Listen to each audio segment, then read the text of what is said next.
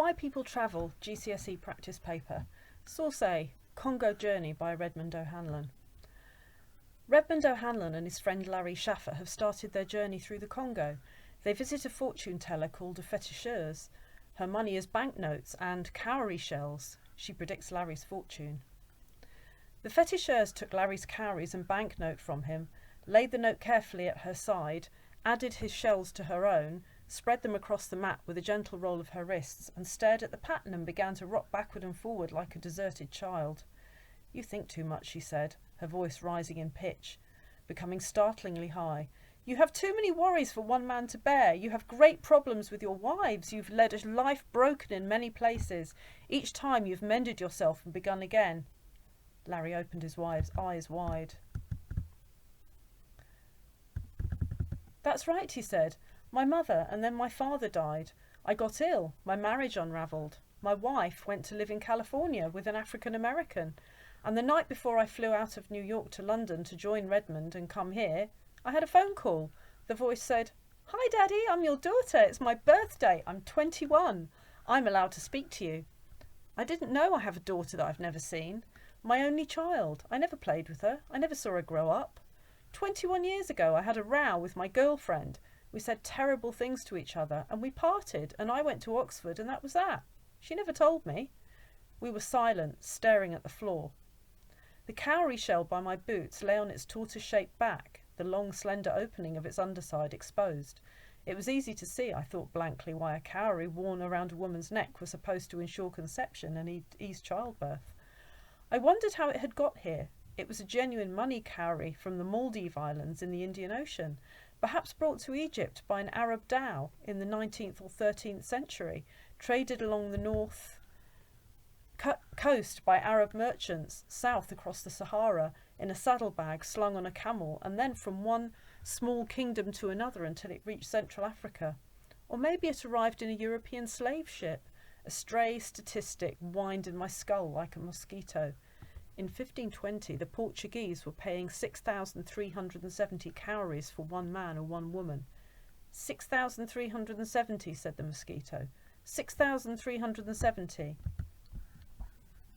With a convulsive gesture, Larry pushed both hands up over his head as if trying to scalp himself. A startled gecko moved fast across the wall beside him and stopped, its toes delicate as ivy tendrils. He gave me a small, very wry smile. "And now," he said, "I'm in the sucking Congo." The fetisheuse retrieved her cowries and the 2 notes, put them in her bag, and got to her feet. We stood up. "You're full of courage," she said to Larry, drawing aside the plastic strip curtain that served as a door to the outer room. "You have made yourself strong. You're a brave man. You're a good man." She touched his arm and smiled at him, a smile that lit up her tired eyes and transformed her for a moment into a young girl. Source B, The Blessings of a Good Thick Skirt by Mary Russell, a book about historical women travellers, with the original extracts. Anne Davidson and her husband tried to escape their debts by crossing the Atlantic in a boat. Then the tall cliff was upon us with a splintering crash. The bowstrit snapped like kindling. The flare was out. The night was dark. We clung to the main sheets in a pool of light thrown by the lamps in front of the wheelhouse. She began to roll from side to side, rails under with incredible speed as if she would roll right over. A colossal jolt. The shock travelled from stern to stern. Before our horrified eyes, the bows of the vessel buried into the very face of the cliff. Again and again they were thrown into the sea, and with their hands rendered numb and clumsy by the cold, the effort of hauling themselves back into the float became increasingly difficult.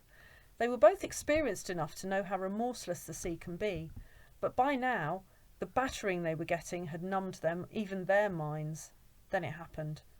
A monster wave rose above the rest, fury piled upon fury.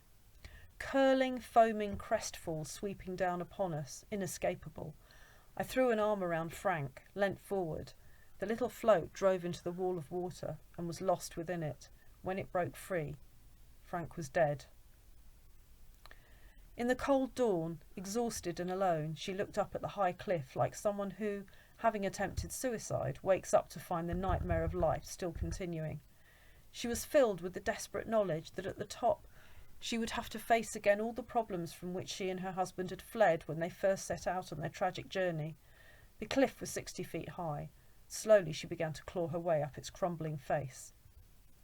With nothing to sustain her but her courage and her will of iron, she pulled together the torn threads of her life, and over the next years began life anew. Survival, however, was not enough. She had a further task to perform, the completion of that fatal journey. This second attempt was both an act of homage to her dead partner and, perhaps more importantly, a personal test of all that had gone before. Although she did something never before achieved by a woman, and with minimal resources, she remains unknown to most people, for she was not a publicity seeker, and her memorable journey was made without the razzmatazz of Fleet Street. Her name is Ann Davison, and in 1953 she became the first woman to sail single-handedly across the Atlantic in a tiny sloop, not much bigger than a lorry. She sailed the 3,310 miles from Plymouth to Antigua, travelling the last 65 days in complete solitude.